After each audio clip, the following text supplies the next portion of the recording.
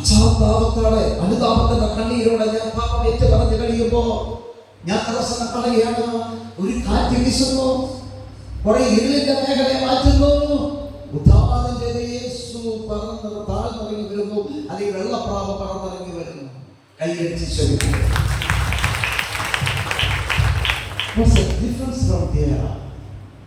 എന്താണ് അവിടെ മാറ്റം സംഭവിച്ചത്?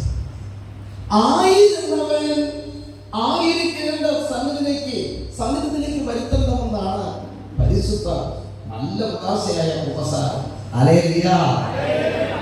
ഞാൻ പറയും, ഉദാസകളിലേക്ക് ഏറ്റവും വിലയേറിയ ഒന്നാണ് ഉപസാരം. ഉദാസ സ്വരമേറ്റി ഹല്ലേലൂയ, ഹല്ലേലൂയ, ഹല്ലേലൂയ.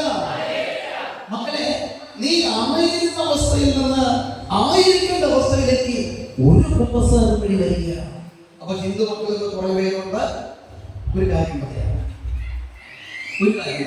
നുണയാണോ സത്യമാണോ എന്ന് നമുക്ക് മനസ്സിലാവും. നമ്മുടെ ആൽബിൻ എന്ന് എഴുതിച്ചിരുന്നേ അറിയോ? എഴുതിച്ചിരുന്നോ? പേടിക്കാൻ അവിടെ തന്നെ ജെ പി ഗുണ്ടൻ അറിയോ?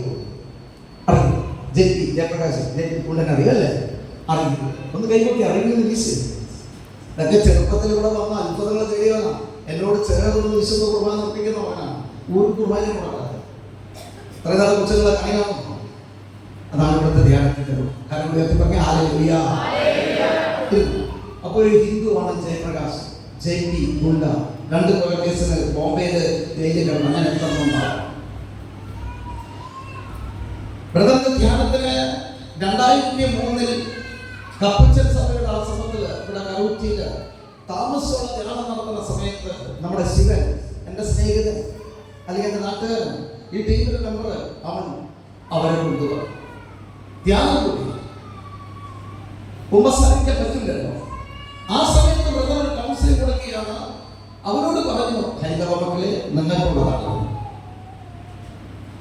മറ്റുള്ളവർക്ക് ഇത് ചെയ്താൽ പോരല്ലോ.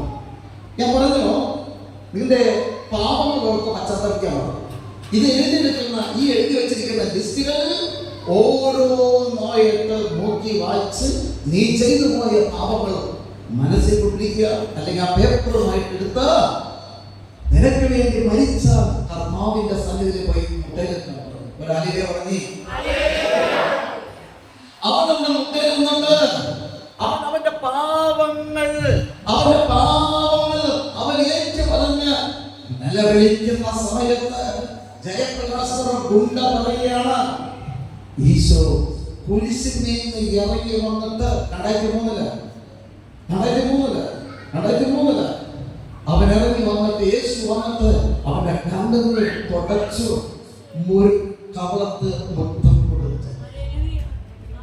എന്നെ കേൾക്കുന്ന ഹൈന്ദവ മക്കൾ, നിനക്കും കൂടി വേണ്ടിയിട്ടാണ്, നമുക്കെല്ലാവർക്കും വേണ്ടിയിട്ടാണ് കർത്താവ് നഗുൽത്തായിൽ പോയി ആകാശത്തിന് ഭൂമിക്ക് മധ്യേ 3 ആളുകളാൽ കീറി മുറിക്കപ്പെട്ടത്. എന്തിനാ? നീ പാപത്തിൽ നിന്ന്, പാപബന്ധനത്തിൽ നിന്ന് നീ തിരിച്ചു വന്ന് ഒരു വിശുദ്ധനായി മാറുവാൻ, അവനോട് ചേർന്നിരിക്കാൻ. കാരണം റോമൻസിന്റെ മക്കളുടെ ഒരു മനുഷ്യൻ പോലെ പാപം പോലെ മരണവും ലോകത്തിൽ പ്രവേശിച്ചതിനാൽ എല്ലാവരും പാപം വന്നിച്ചേർന്നു. എല്ലാവരും പാപം വന്നപ്പോൾ എന്ത് സംഭവിച്ചു? എല്ലാവരും മരണം വന്ന് വ്യാപിച്ചു. പാപത്തിന്റെ ശമ്പളം മരണം. അപ്പോൾ ഞാൻ നിങ്ങൾ പാപം ചെയ്താൽ എന്താ സംഭവിക്കുക? ഈ ലോകത്ത് കാണുന്ന മരണമല്ല, മരണം വരുമൊരു നാൾ ഓർക്കുക, മധ്യാഹ്നി കൂടെ പോലും നീ ചെയ്തതും ചെയ്യാത്തതും ചെയ്ത പാപങ്ങളും നന്മയൊക്കെ പോരും. അതുകൊണ്ടാണ് ഒരു മരണം കഴിഞ്ഞാൽ ഉടനെ വിധി, വിധി എന്ന് പറയുക. ഭൂമിയിൽ നരകമായ പാപം ചെയ്ത മകനാണോ മകളാണോ, നീ നിത്യനരകത്തിൽ പോകും, അല്ലെങ്കിൽ സ്വർഗ്ഗരാജ്യത്തിലേക്ക് പോകും. Hallelujah, hallelujah. ഇവിടെ ഞാൻ പറയുന്നു, ദൈവാത്മാവ് പറയുന്നു, അപ്പം പ്രാർത്ഥിക്കുന്ന മക്കൾക്ക് വേണ്ടി, മക്കൾ പ്രാർത്ഥിക്കുന്നു, മാതാപിതാക്കൾക്കും എല്ലാവർക്കും വേണ്ടി പ്രാർത്ഥിക്കുന്നു. നീ ചിന്തിക്കാറുണ്ടോ നിന്റെ പ്രാർത്ഥന യഥാർത്ഥ ലക്ഷ്യസ്ഥാനത്തേക്ക് എത്തുന്നുണ്ടോ ഇല്ലയോ ചിന്തിക്കാറുണ്ടോ? ചിന്തിക്കണം, ഒന്ന് പരിശോധിക്കണം.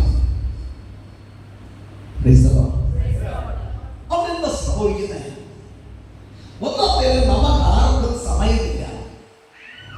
ഒന്ന് കൈയ്യിൽ ഈശോയ്ക്ക് നന്ദി പറഞ്ഞു.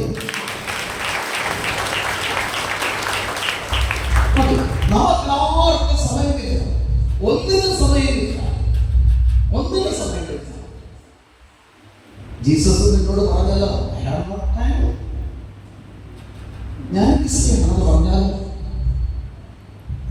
ആ വെള്ളത്തിൽ കിടന്നിട്ട് നീല കുഴയാന്ന് പറഞ്ഞത് നീ തോന്നുന്ന കൊണ്ട് മാറിക്കിടന്ന് കഥ പറഞ്ഞോ? ഇല്ലട്ടോ.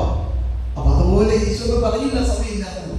കരച്ചിലിന്റെ സ്വരം, കരയുന്ന മനസ്സിനെ മാറി വിളിച്ച് ആരോട് ചേർക്കുന്നവനാണ് കർത്താവ്. പാപം നിലനിർത്തിയിട്ട് കരഞ്ഞിട്ട് കാര്യമില്ല. പാപം ഉപേക്ഷിക്കണമെന്ന് പറഞ്ഞിട്ട് നീ തീരുമാനമെടുത്ത് കരഞ്ഞിട്ടേ കാര്യമുള്ളൂ. നല്ല ഉപസാരം വഴി സ്വർഗ്ഗത്തിൽ പറഞ്ഞ ഹല്ലേലൂയ, ഹല്ലേലൂയ, ഹല്ലേലൂയ. യേശുവേ നന്ദി.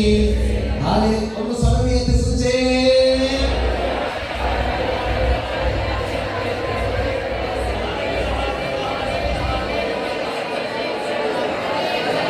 സ്വർഗ്ഗത്തിലെ സ്വർഗ്ഗത്തിലെ സ്വർഗ്ഗത്തിലെ സ്വർഗ്ഗത്തിലെ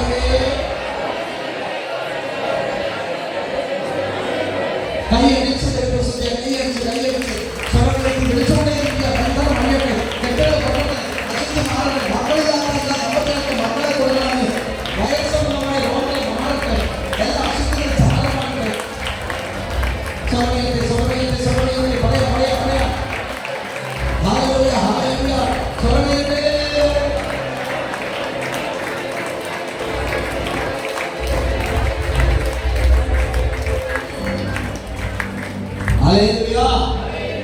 അപ്പോൾ നമ്മുടെ സ്പീഡാണ്. എന്ത് കാര്യത്തിനും എന്ത് ചിന്തകൾക്കും സ്പീഡാണ്. ഇതുപോലെയാണ് പ്രാർത്ഥന. എല്ലാ കാര്യത്തിനും സ്പീഡ് ഉണ്ടാവും. ഒരു മൊബൈലിൽ കുത്തിക്കൊണ്ടിരിക്കുകയാണെങ്കിൽ സ്പീഡ് ഉണ്ടാവും. തോമസേട്ടാ കടമന മിണ്ടാട്ടില്ല. ജെയിംസ് ചിറ്റൂര് മൊബൈലിൽ കുത്തിക്കൊണ്ടിരിക്കുകയാണെങ്കിൽ വേഗം പോകണം നിർത്തിണ്ടാവോ? ഉണ്ടാവില്ല. പ്രാർത്ഥിക്കാൻ കൊണ്ടെടുക്കുകയാണെങ്കിലോ അയ്യോ പിന്നെ പ്രാർത്ഥിക്കാം, ഉച്ചനെ പ്രാർത്ഥിക്കാം, രാത്രി പ്രാർത്ഥിക്കാം, അല്ലെങ്കിൽ വലയിട്ടിട്ട് തിരിച്ച് കമ്പുവലിലൊക്കെ ഉയർത്തിയിട്ട് വന്നത് നമുക്ക് നോക്കാം അല്ലേ? അദ്ദേഹത്തിന്റെ അതൊക്കെ നന്നായിട്ട് പ്രാർത്ഥിക്കുന്ന ആ നീ അങ്ങോട്ട് നോക്കണ്ട. സ്വരവേദി പറഞ്ഞ ഹല്ലേലൂയ, ഹല്ലേലൂയ. ഓക്കെ, നമ്മൾ എല്ലാവരോടും ദൈവാത്മാവ് പറയുകയാണ്, ഗസമം കൊണ്ടുള്ള പ്രാർത്ഥനയിലേക്ക് നമുക്കൊന്ന് കടന്നില്ല. ഒന്ന് കടന്നു ചെയ്യുന്നൂടെ? ചേച്ചി മിണ്ടുന്നില്ലല്ലോ. ഓക്കെ. അപ്പൊ അപ്പച്ചനോട് ഇരിപ്പുണ്ടായിരുന്നു, അപ്പച്ചനുണ്ട്. ദേവസേന എവിടെയാ? എവിടെയാണ്? അപ്പൊ ദേവസേന കയ്യൊന്നും കൊണ്ടില്ല, ഇവിടെ ഇല്ലാമോ? അപ്പോ ദേവസ്വം അമ്മച്ചി ഇന്ന് മുതൽ 1 മണിക്കൂർ കർത്താവിനെ ആരാധിക്കുക. തയ്യാറാണോ? തയ്യാറാണ്. അപ്പൊ നിങ്ങൾ ഗ്രേസ്യാമ്മ ചേച്ചിക്കും ദേവസ്വം ചേട്ടനുള്ളതാണ് കൊടുത്തത്, ഞങ്ങൾക്ക് താഴെ എല്ലാവരും പറഞ്ഞത് ഹല്ലേലൂയ. ഡെന്നയ്ക്കും